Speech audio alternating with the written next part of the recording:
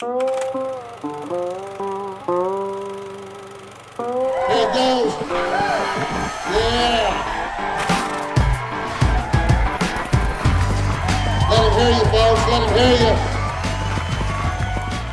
Come join us as we take you on a trip from the practice pen to the show arena and let you listen in as top trainers prepare their students to compete in the Western industry's most exciting equine sport. And you'll learn what it takes to become a top weekend cutter.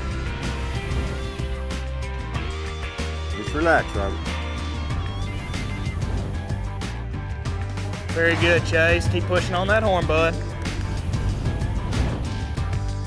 Cow side leg just a little. There you go. Stay up. Back up. Stay up. There you go. Good. Don't lean. There you go. People from all walks of life can find a place in our sport.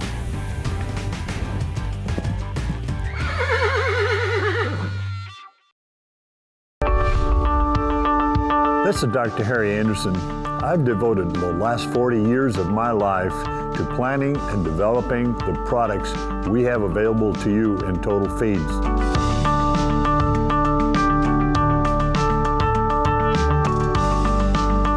Total Feeds has safe, simple, and proven nutritional programs for you and your animals. Make Total Feeds a part of your healthy lifestyle. Hi, I am Kathy Reiserfoot. My husband Jonathan and I have insured with Roger Peters Livestock for over 30 years. Our most recent issue was I was showing our mare. We were sitting fourth in the world and she tore a suspensory. Our insurance coverage is the reason we were able to continue on with Lola. And I so appreciate Roger Peters Livestock Insurance. Hey folks, welcome to Cuttin Up. I'm Kenny Emai, your host. This week we're going to take you down to Seville, Florida. We're going to catch up with Ted Sokol. He's going to be working with one of his clients there at his ranch in Seville, getting ready to go to a weekend Cutting Horse Association show there in Georgia. Then we're going to come back here to Texas. We're going to catch up with Jeff Chase and Roy Stallcup, two more trainers on the show that have an extensive knowledge and background in caring for, acquiring, and using buffalo in their horse training programs. This whole episode is brought to you by Total Feeds. Be sure and go to totalfeeds.com. Doc Anderson has something in his arsenal to help your nutritional program on any of your animals or yourself. Now let's go find Ted.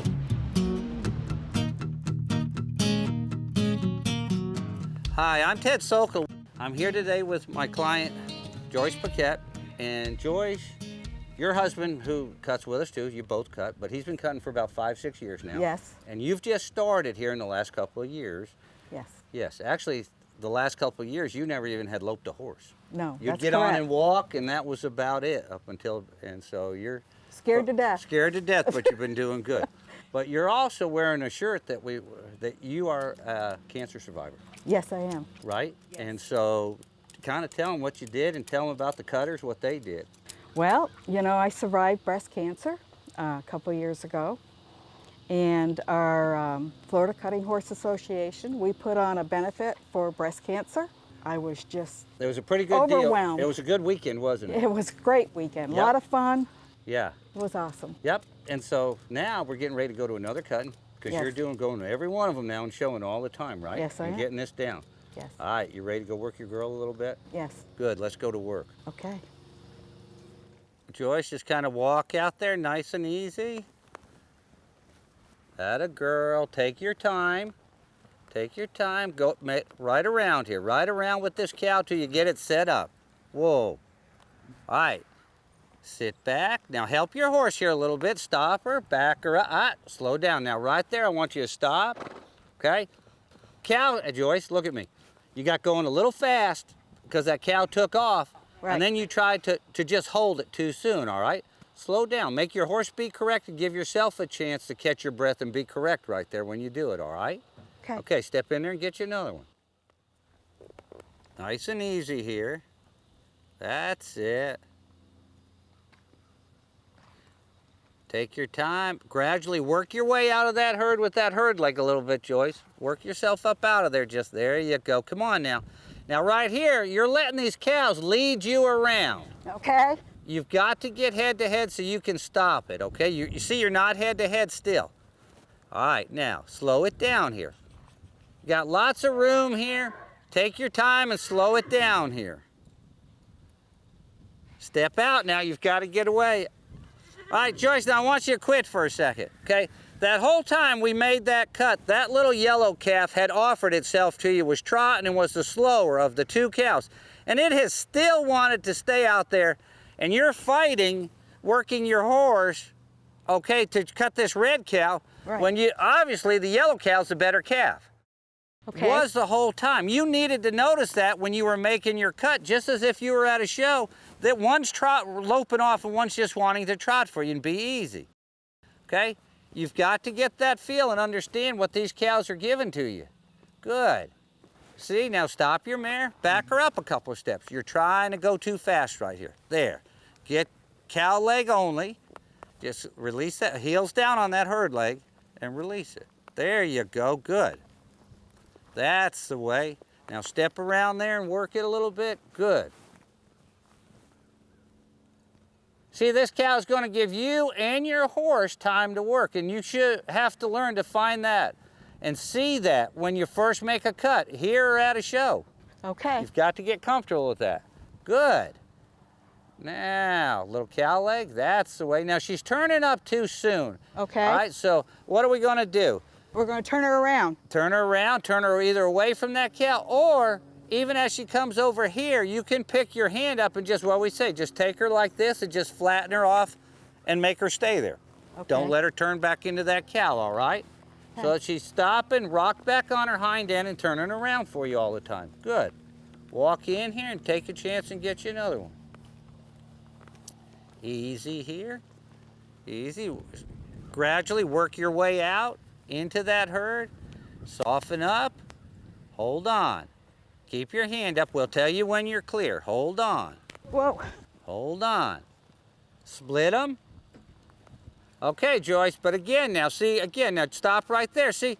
But look where you are, you're in the herd. The whole time you were coming around, you've got to angle yourself with your herd leg a little bit up out of that herd so you wind up out here. You're loping and let that cow lead you, and every time you go around, that cow comes in a couple of feet closer, steps into your space, until that cow puts you back in the herd. Okay. Okay, step in there and do it again.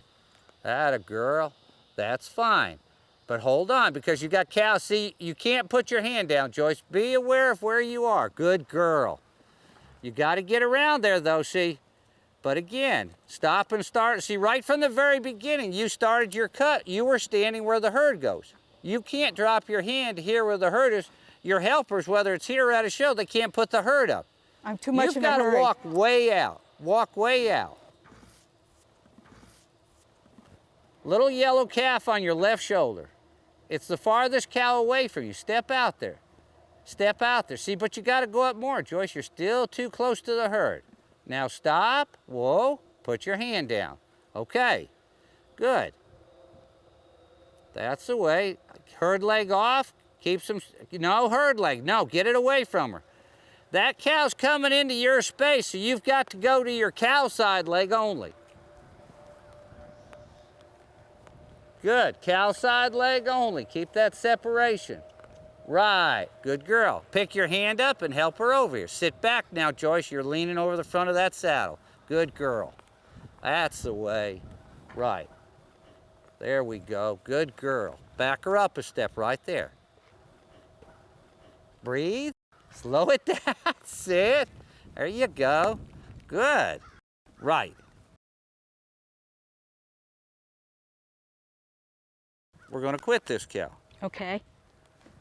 Right there. Going off on a 45, step in there.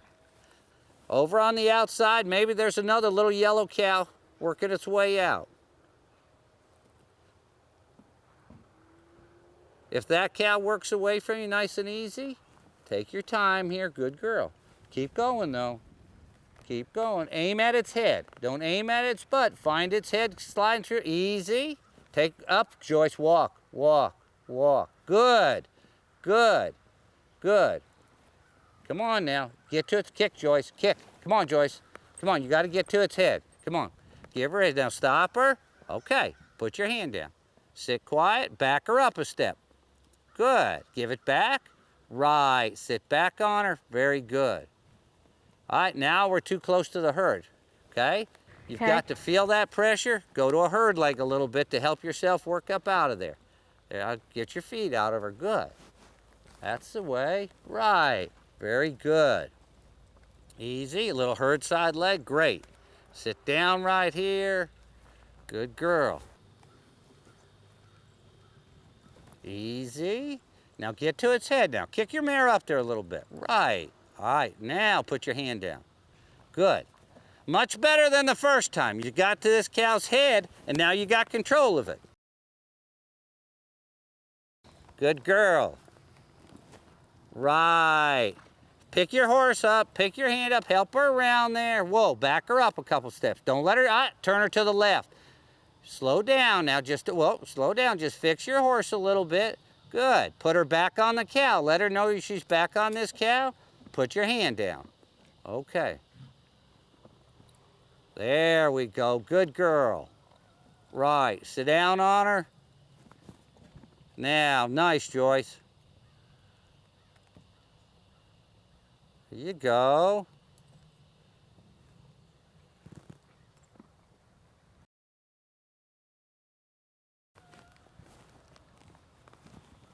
Good. Relax. And whoa. Quit right there. Good. All right. You did good. Started out too fast. In your head, you were going too fast, okay? And so you were letting those cows keep control of what was happening. And you were reacting without thinking. You were reacting without cowing yourself. Right. Okay, then when things slowed down and you started to cow and get in position to handle that cow right there, it was good, okay?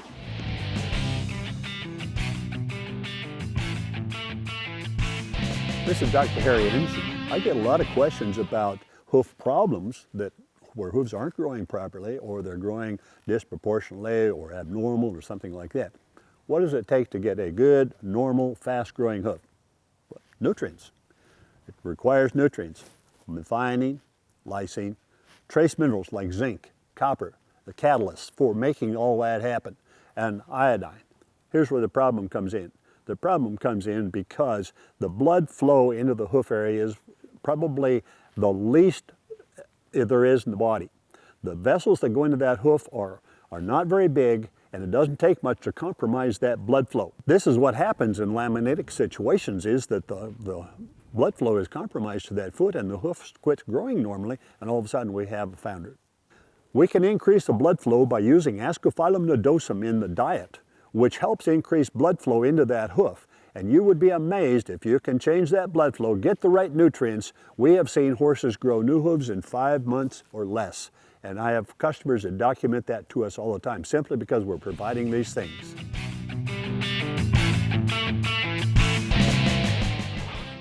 Hi, I'm David Brumley, and today you be the judge.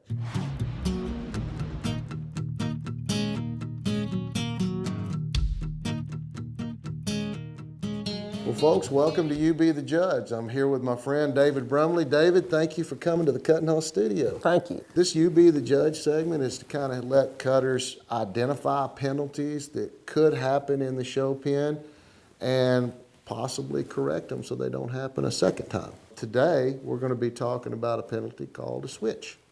And we've got a run here that we want to show you and let you kind of decide, if you're sitting in the judge's box, how you would mark this, and maybe even talk about what could have been done different, if anything. All right. Because sometimes the cows dictate what happens. Exactly. And so take a look at this real quick.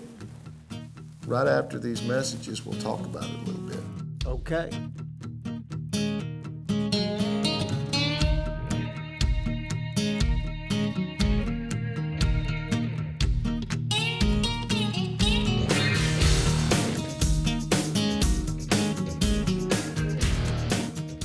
How would you like to live closer to the Will Rogers Coliseum than anyone in Weatherford, Texas? Thanks to the new Chisholm Trail Parkway, Cleburne to Fort Worth is just 25 minutes. This resort-style saltwater pool area was designed with thoughts and memories of floating the Frio River in Concan, Texas, with the relaxing atmosphere of the finest resorts in Cancun, Mexico. Definitely built for entertaining. The horsemen will appreciate all pipe fencing and turnouts with water and shelter to support a broodmare and foal operation. Lots of outbuildings, working pens, alleys, and traps for working cattle and keeping horses tuned. And a great big round pen with terrific footing for getting them ready to go show. Beautiful 20-acre fertilized Bermuda grass hay meadow that yielded 94 rolls at the first cutting. The main home with metal roof is all Austin stone and cedar trim. 4 bedrooms, lots of custom tile, wood floors throughout, crown molding, heat pump system, the list goes on. The large dining area sits next to a huge kitchen with more cabinets than you can shake a stick at. With a huge office, big yard, beautiful views, and lots of shade trees. For your little piece of Texas, contact Stephanie Cordaway and Keller Williams.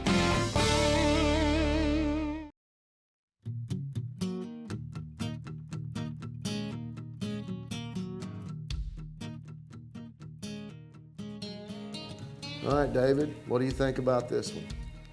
This isn't what I would call a switch because the man had already pushed out the herd, got his one cow cut, dropped his hand.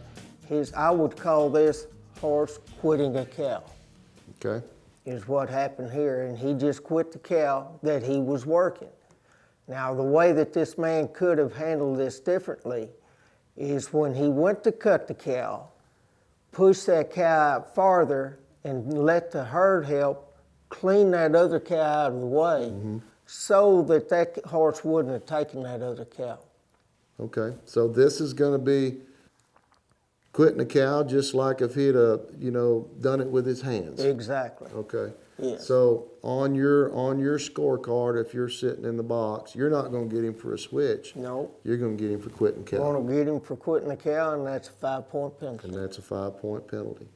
Well, there you go. And a little insight on how you could possibly have kept that from happening, driving a little further out of the herd, and helping your help you. That's it. Well, David, thank you very much for joining us. Now let's get back to the action. All right, you ready to go to the show? Yes. Good, okay.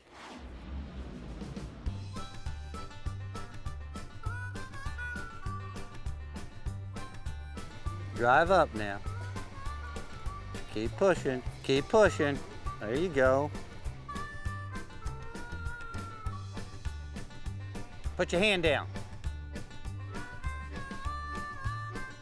Come on, get to its head.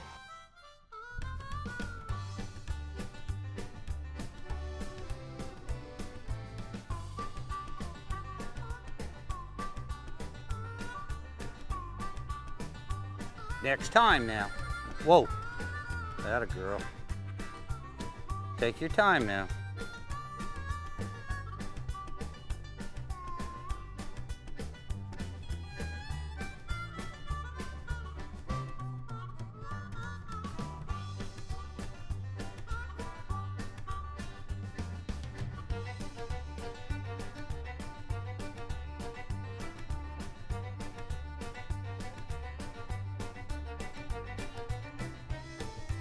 Hold on.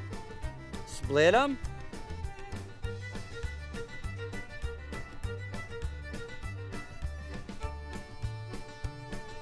That a girl.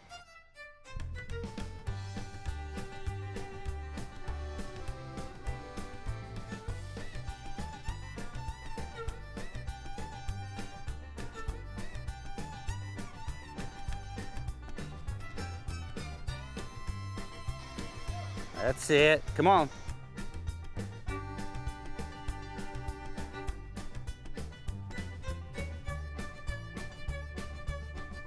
Don't go too deep now. You need to cut something off the front of the herd a little bit.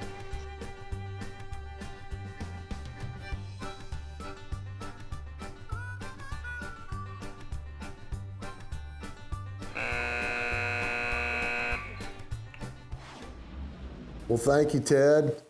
Miss Paquette did a great job. She just started showing here recently. She's been watching her husband, Alan, show, sitting in the stands, even helping me do camera work from time to time when I'm out there. We're just tickled to see her actually start showing and having some fun with her husband, Alan. Ted Sokol is the place to get started in that part of the country. Now let's go hook up with Jeff Chase and Roy Stalcup. We're going to talk some buffalo. Hey folks, I'm flanked by two of my good friends who y'all all seen on the show from time to time, Roy Stalcup and Jeff Chase. Royce, thank you for being on the show. You bet, thank you. Enjoyed it. Thank you for coming down here. I mean, Jeff's up in Perryton, Texas, and Royce in Seymour, Texas, but the common factor is both of them are using buffalo in their training program. We want to talk to them a little bit about that because a lot of people in our industry, you know, are wanting to utilize any tool they can get to help train their cutting horses. And Royce, tell me a little bit about what you do with the buffalo. You for a number of years, you know where to get a hold of them, you know how to take care of them, you know how to train them, and you know how to treat it as a commercial product that you can get a return on your investment at the end of the deal.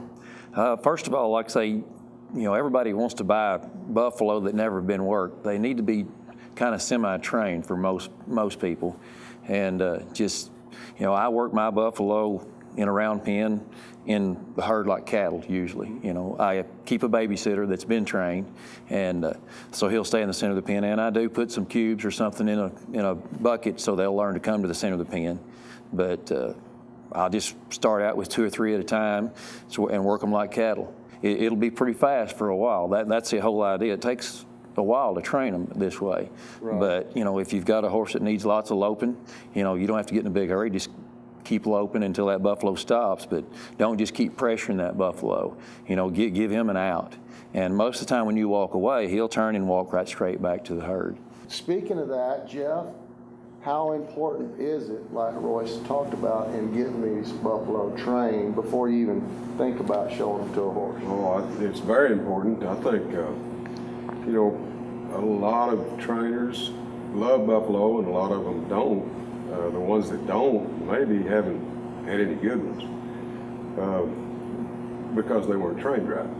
And there's different ways to train them. I train some, like Royce just mentioned, and I also I use an alley, an 8-foot alley inside my indoor arena, and put one at a time and work them from the other side of the fence until they slow down. And then once they slow down and get used to being close to the horse, then I'll put them out in the big pen and work them one at a time with the horse. And it takes a long time before I can get them in a herd and actually work out of a herd like cattle, or settle them in the center of the round pen and work round and round. That takes, on a new set of buffalo, maybe you're talking months. But I can get work out of them from day one, a good work, but I have to do it on the other side of the fence to start with. And every buffalo's different.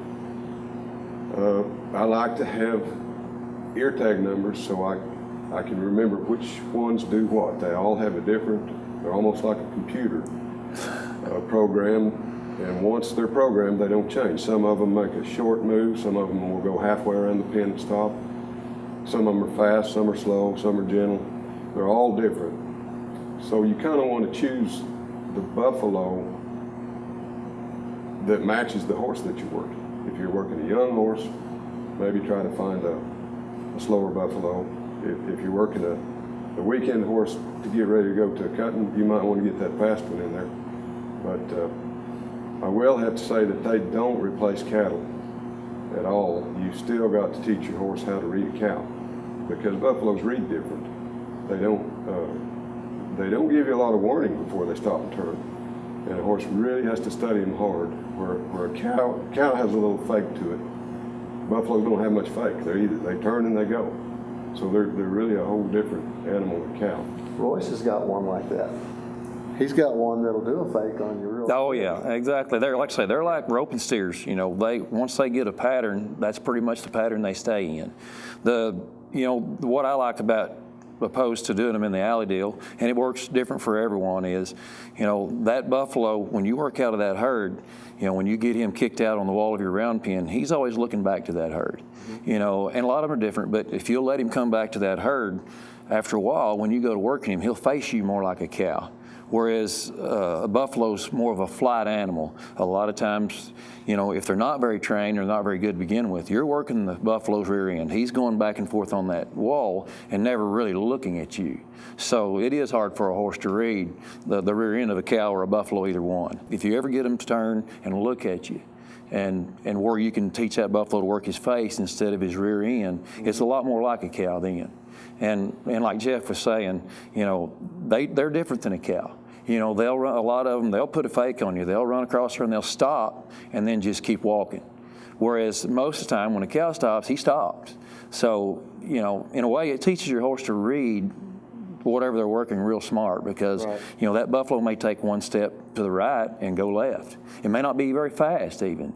And, and the detriment part of that is too, those buffalo, when they go over there and they don't completely stop, sometimes your horse won't completely stop. Exactly. So that's where the cattle deal comes in. A lot of times the buffalo you don't get a real hard stop on the other end and let your horse settle in the ground before you've got to go catch him again. And that's the reason we train them to go slow. You can always go fast, so you need to go slow to begin with. Whereas cattle, we can take a fresh load of cattle and, get you some out in your arena, and in 15, 20, 30 minutes, you've got them settled, ready to work. Yeah. So buffalo are just it's 100 times the flight animal Yes. that cattle are. Yes.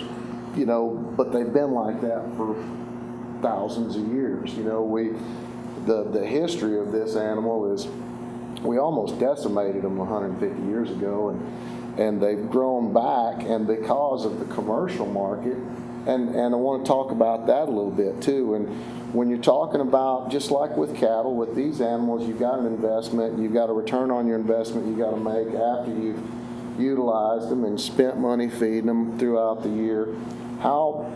What are the avenues for someone to acquire buffalo? Well, there are sales that have buffaloes. What I do, I've got a man in Kansas that raises buffaloes. He furnishes buffaloes for about 4 different cutting horse trainers. And we take all of his heifers, and we prefer heifers. They stay better a little longer. And he actually wants us to get those heifers gentle for him so he can breed them back and build his herd. And then we trade once a year. He'll bring me 15 or 20 buffalo once a year, and then I feed them, and I don't feed them a lot. I don't starve them like a roping steer, but I feed them grass, hay, and cake, and I just want them in medium flesh. I don't want them fat. I don't want them thin. Just kind of medium flesh. I'm not real concerned about getting them big. I'm more concerned about keeping them good to work. And the fatter they get, the more prone they are to want to fight a horse a little bit or get lazy. And the thinner they are, the weaker. They get a little weak and get a little slow. So medium flesh is what I like. So it's a lot less of the cost involved, than game stocker kind of cattle where you're really pouring the growing ration to them. And it's kind of like, as another tool some of us use in this industry is, Corianti, Longhorn kind of cross roping cattle, and in that aspect of it, we're not feeding them like that either. We want horns to grow and not be fat animals. So another tool, and buffalo are, you've got a deal with a guy up in Kansas. There's also, the Kansas Buffalo Association has a annual sale, I believe in December every year, where breeders bring their animals in, and some people go up there and they buy some of them, and knowing that they're going to be right back there next year selling the same animals again. That's probably a better deal, than just trying to go out and hunt some buffalo up. Your genetics are somewhat better, and they're like cattle. You know, there's some of them that have better genes than others as far as a growing factor. We don't really care that they get real big as long as we work them, but at some point you do want them big enough to where you can eat them. I mean, that's you know, that's the end deal. You know, there's a big market for buffalo meat right now. Commercial market for buffalo. I'll buy a buffalo, or I'll buy and sell some buffalo, but it's just kind of a word of mouth for me. But I own all of mine, and I have done some trading as far as, you know, right now, you know, the big ones are worth about the same as the little ones, you know, because the industry's got to where they use them so much. But they are a valuable tool. You know, one buffalo is like having, you know, 2 or 3 semi-loads of cattle, you know, when it's all said and done. And there's a lot of guys just like y'all. We were talking about this the other day. I know Randy Chartier, John Burgess. There's a number of guys out there that regularly use these animals in their training programs. Myself, you know, over the years, I think I've had a few of them, but I was more interested in, you know, I got them. They were probably off of a cutting horse trainer's place. They would already used a little bit, but I resold them. I kept one, put it on corn and sweet wheat feed for about 90 days, and that was some of the best meat I ever ate in my life. Made me want to go outside and throw rocks at Yes, they're definitely good eating. They are. But so you've got the 2 options. If you wanted to incorporate buffalo into your training program, is to either find somebody, a breeder that's wanting to gentle them down so that he can return them back into his breeding program, and they'll be a lot easier to handle. And the other way is to purchase them.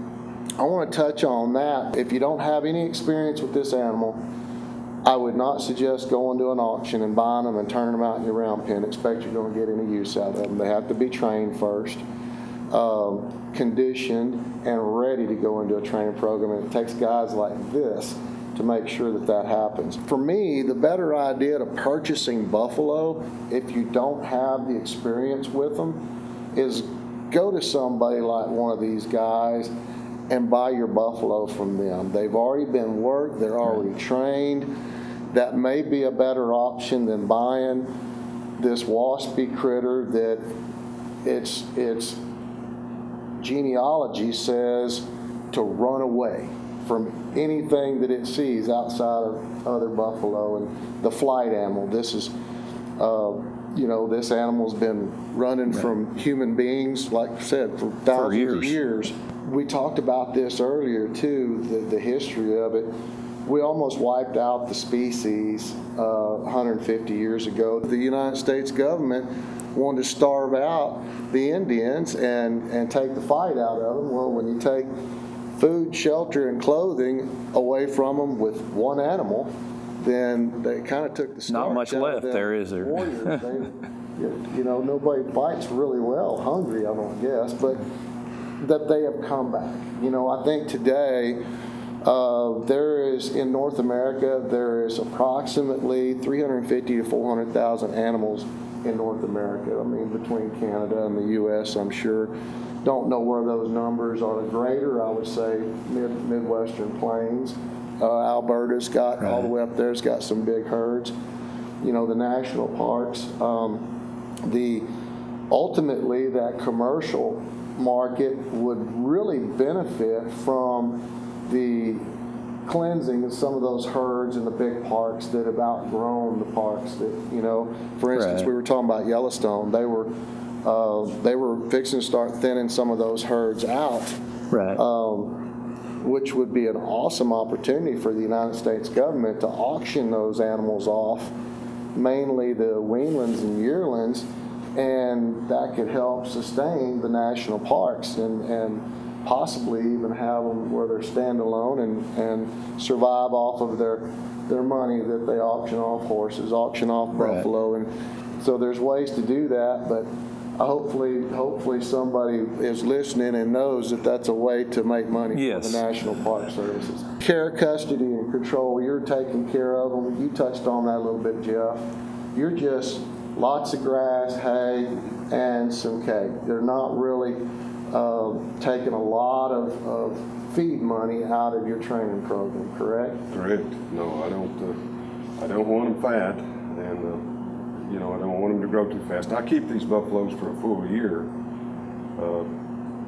It's a full another calf crop before I get my new ones, and you know, if I fed them a lot, they would get pretty big in a year.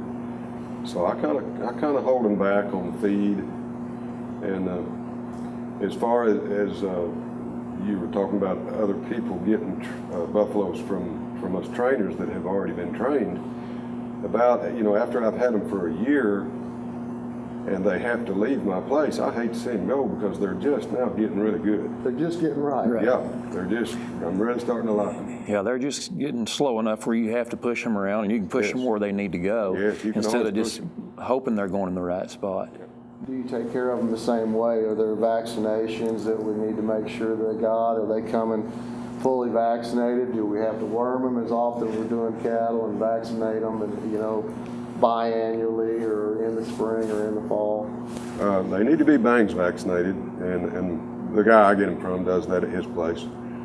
And we worm them with a wormer block, that just a continuous wormer. That way we don't have to put them through the squeeze chute. That's definitely one of the most important things, is the worming. Yeah. I use Valbazin, and I pour it in their water. Yes.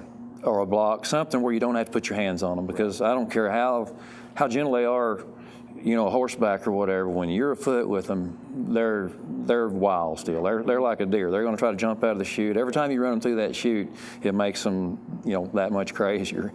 They're not crazy. They're just smart. I mean, they're not. You know, they're smarter than a cow as far as I'm concerned, as far as hunting the in gate and the out gate, and like the pattern part of it.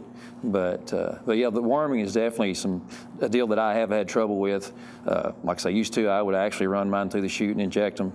And every time I did, I'd end up having one crippled or hurt or something. So, Or you know, having to go through the training process. exactly, yeah. I mean, it just, you know, no matter how gentle you get them, a horseback, 99% of them are still going to be wild on the ground, you know.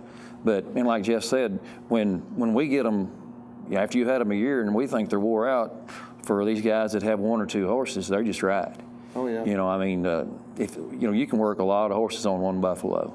The problem with the way I do it, you know, very seldom do I work them one at a time, so it takes 3 buffalo for my operation to work, because, you know, if you're going to kick them in the center of the pen, you got to have your babysitter, and, you know, they're a herd animal. They're going to go back to that herd. Sure. So you can't work round and round and have them come back to you if you don't have something for them to come back to. Right.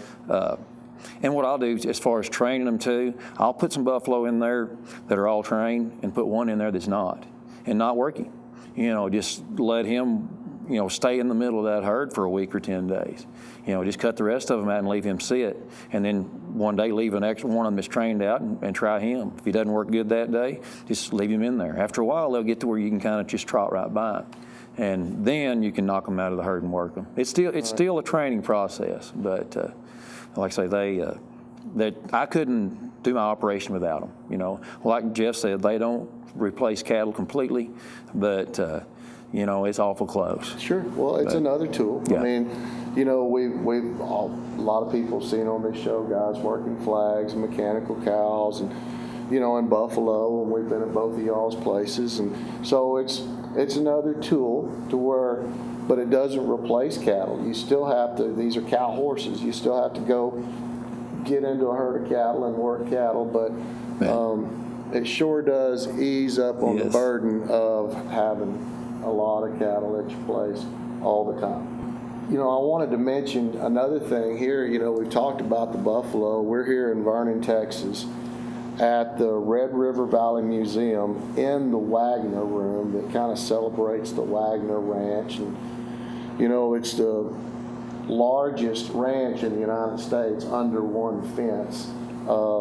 And it's centered right in this part of the country, but over 540,000 acres and stretches over 6 counties. And there is a lot of stuff in here. If you ever get a chance and you're coming 287 between Wichita Falls and Amarillo, it's just about 6 blocks off the highway. Real easy to get to. I think Sundays and Mondays are the only days that they aren't open. They'd be really happy to show you everything around here. But this part of the country, this was cattle drive country, and these guys, the Wagners and all these big ranches around here, the 4-6s, when they were getting started, there were still buffalo roaming these plains by the tens and tens of thousands. And so these old cowboys that we're descendant from, just like these buffalo that we're talking about are descendant of those animals, it all kind of intermingles. And if you enjoy history and our heritage and this Western lifestyle, the cowboy way of life, and cutting horses, cutting horses have not been around as long as the buffalo. But we've sure figured out a way to intermingle the two in today's cutting horse operations. And when you're talking about working buffalo and you try to mix it up between cattle and you may or not work flag at all, but do you work your buffalo a couple times a week, 2 or 3 times a week, Royce? They need to go to the pen every day. They're some of them, they'll get fresh. I mean, if you let them sit for a week or 10 days and don't work them, they're just like your horse. They need a little more work to get them right. So mine, pretty much every day, like on Sundays or something like that, I won't work them. But other than that, like Jeff said, buffalo or grazers, they don't really need alfalfa or wheat hay. Grass hay and cubes is the best way to maintain them. And I do put cubes in the middle of my pen every day. And not only does that help the buffalo, stay in the center of the pen, but they know when you shake that sack, they'll come all the way out of their pen and come into the round pen because they know they're going to get something to eat. And it makes it a lot easier to pen them because without that, you've probably tried to see me pen mine with my dogs. They're a little tough to pen when they know where the gate is, in gate and the out gate is. So you've wore one dog plumb out. More than one, I imagine. Yeah, a couple of them don't have any teeth, but. Jeff, how often do you work your buffalo? If I had my choice, I'd work fresh cattle every day, but I don't have fresh cattle every day. I'd a lot rather work a good buffalo than a sour cow any day. So it just kind of depends on my supply of fresh cattle at the time. But normally half and half, cattle and buffaloes, and I work flags sometimes too. Using all the tools in your toolbox. Yes. That's what it consists of, is the buffalo or just another tool in the toolbox in a lot of successful cutting horse training operations. Facilities. What do you have to do different with buffalo?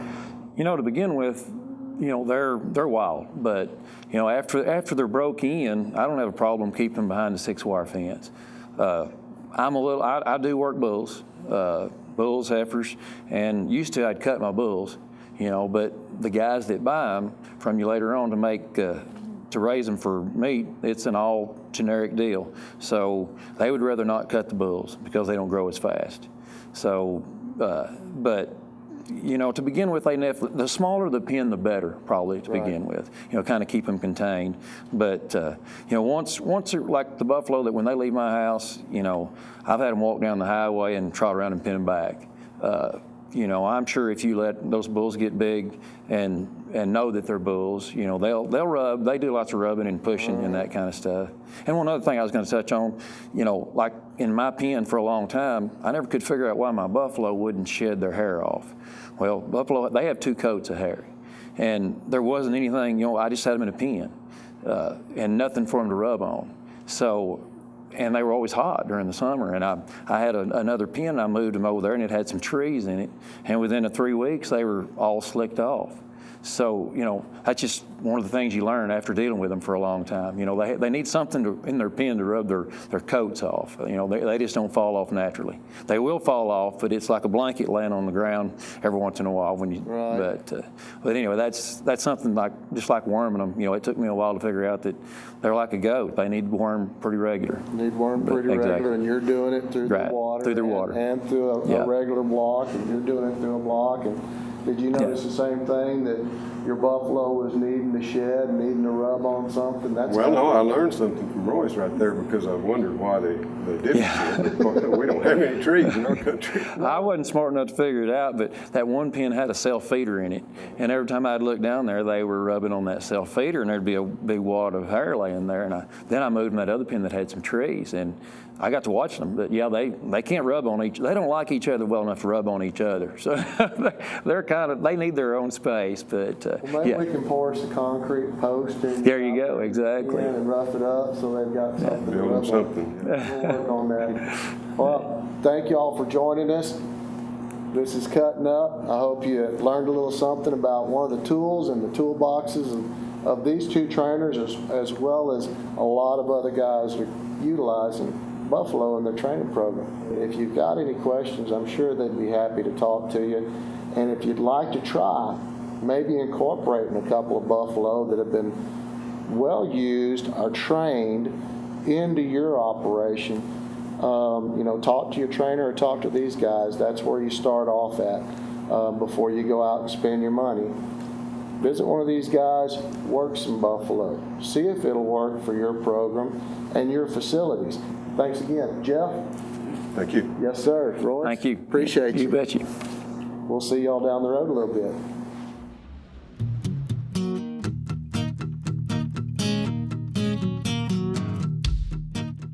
Well, folks, I'm here with my good friend, Scott Ray. Scott, thank you for being on the show. You bet. This is a segment called Talking a Bit. I'm going to let you talk to me about one of your favorite bridles. What'd you bring with you today? I brought a Darrell Davis medium pork grazer, aluminum shank. Seems to fit all my horses real well. Now tell me a little bit about this one. This has got kind of a medium port. It's aluminum shanked. What do you like about the aluminum shanks? Well, it's lighter in my hands, and a lot of they go well from a correction into it. Would you call this a medium or a long shank? I'd call it a medium. Now, and a pretty standard or medium purchase. Yes, sir. Which is from the bar to the top of the cheek piece, and this is all the cheek piece from the top to the bottom, which includes the purchase and the total length of the shank. Is that right? Yes, sir. Okay. Now, your bars and your port are all pretty much the same diameter. You got kind of a smooth edge. Tell me about how that. Do you like that tongue relief? Oh, I love it. Head stall.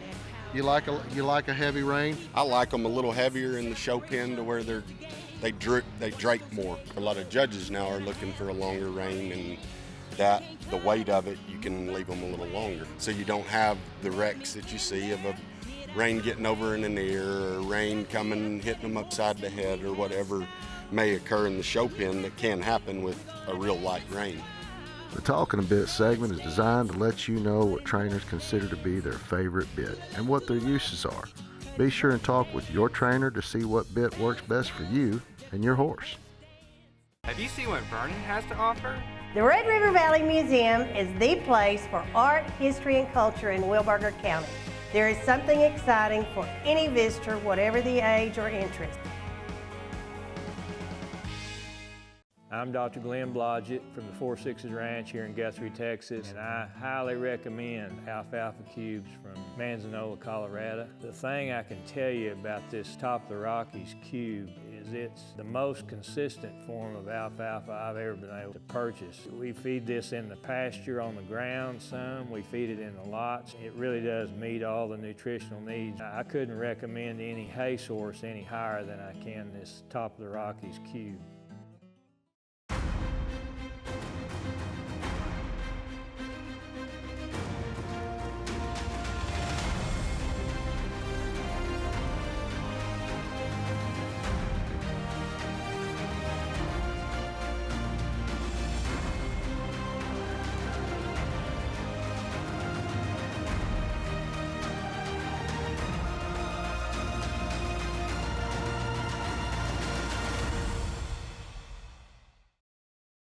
The rural American lifestyle. It's how we work, and it's how we play. It's how we learn and how we enjoy the finer things in life.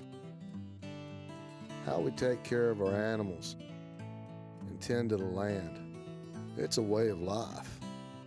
Has been for hundreds of years. Now there's a whole new way for rural America to watch TV. Well, that was Jeff and Royce, and I hope you've got a little better understanding of what it takes to keep and utilize buffalo in your horse training program, or, getting to know them working over at your trainer's place. We want to say a big thank you to Doc Anderson. Be sure and go to totalfeeds.com Doc has total deer, total equine, total bull, total canine. For all the animals, he's even got Total People Plus for you and me. So be sure and go to totalfeeds.com to see what Doc's got to help out your nutritional program, help you live a healthy lifestyle. Y'all be sure and join us again right here next week. We'll be cutting up.